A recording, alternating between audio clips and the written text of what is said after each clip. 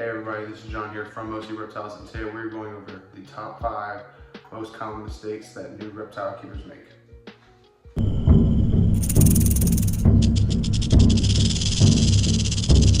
So to begin with, we have an intro now. That's a pretty good intro, I think. And also, we are at a new place. I just moved, so things are still getting kind of organized. But this is gonna be the background for now. You know, I like it. We have our rack set up, some of our enclosures. We'll go through a tour one of these days once we kind of get everything a little more organized and just everything starts working better for itself.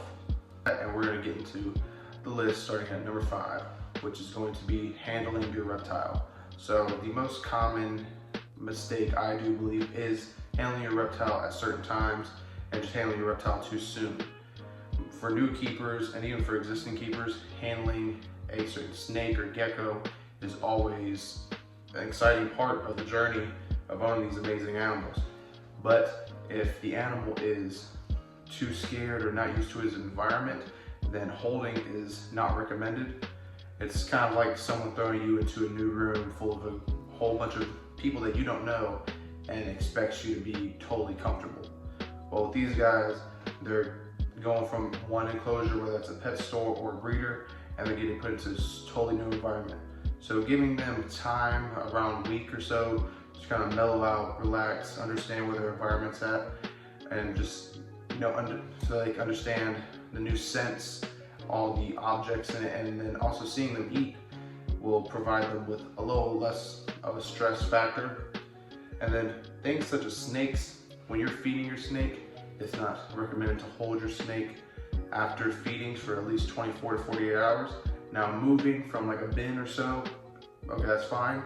But when it comes to doing the 30 minutes, hour of handling, that can cause some stress and can cause impaction on their food inside their body, which then if they're not able to pass that food will start to rot inside them, and we don't want that. At that point, you have to go to the vet. It's gonna be more money, more stress on the animal, and just an outcome that nobody wants to have in this hobby. Number 2 on our list is going to be wild-caught animals. So when you're buying your first reptile or even your second or third, wild-caught animals are usually the ones that people usually get at the beginning because they're cheap. And most of the time people don't know these animals are wild-caught. When you go to places such as Petco, PetSmart, they do tend to have a lot of wild-caught animals, especially when it comes to the iguanas and the chameleons. And people don't understand what the side effects of owning one of those has on it. Most wild-caught animals, not all, but most, do come in with some sort of parasite, which can be fatal to the animal and also results in you having to go to a vet, spending more money. And if you already have somewhat of a collection or just some other pets, such as reptiles, those parasites can transfer over and spread, which will have them multiply, and now all your animals are sick. Wild-caught animals also tend to be more skittish, less tameable, and can have other factors such as broken bones, missing toes, scarrings on the body, and we don't know anything about these animals except for what is told to us after they were caught.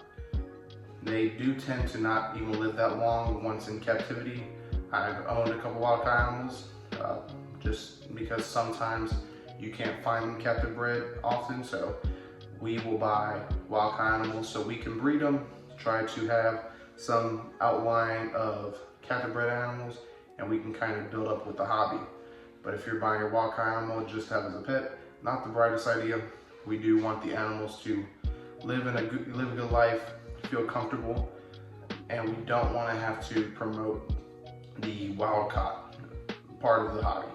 So if you're looking for a new animal, whether it's chameleon, gecko, iguana, whatever it may be, go to a breeder. There's a lot of expos all over America, especially in Texas where we're at. There's 1 or 2 every month. So there's plenty of opportunities to find captive bred animals. There's a lot of great breeders of many great species. We have quite a few that we trust, and we've never had a true problem with any of the breeders in our local area. So I'm gonna bring a snake out for this one. This is Candy, by the way. The gecko before was Yeet, but Candy is one of our milk snakes. But number 3 is going to be understanding and using a temp gauge or thermostat or temperature gun. So when I first had got my first reptile, it was a mistake I made. I had a chameleon. I bought him from a breeder, and I did not regulate temperatures. I didn't put any temp gauges inside the thermostats. I went to Petco. I bought a basking bowl and a basking dome, and I just put it on there. It was like a 150-watt bowl, probably like 8 inches away, and the chameleon did okay. Nothing truly showed that he was bad, but there were times that he wasn't one of the best, and he ended up passing away. So when I got a little more experience on my next reptile, I realized that he, as a veiled chameleon, he was living in a really hot environment. And I wasn't regulating any temperatures, I wasn't taking any parameters, and that was my bad. That's a mistake I don't want other people to make. I did my research, I made a mistake, and I admit to it, but now I understand. So now here we use, let's use one here. We use temp guns, we use temperature gauges, and we also use thermostats for things like heat mats.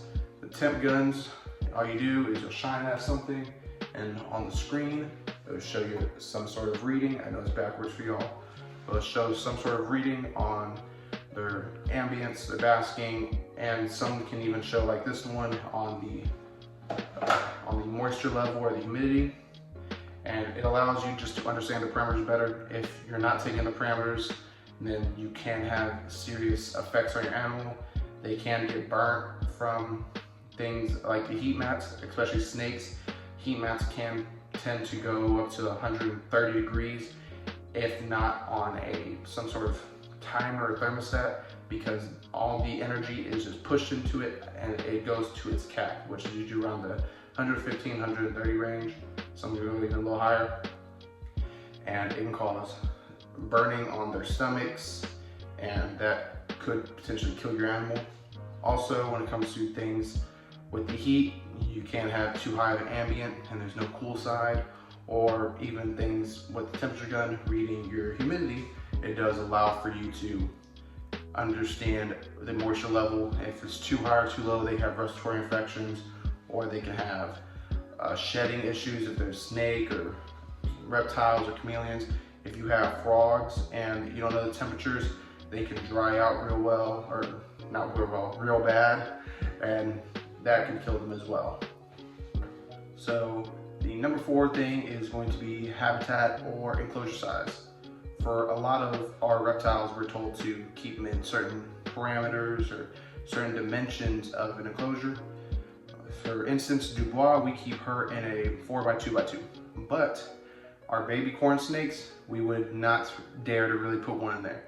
Some species of animals can become high stress if there's too much open space or just too much space in general.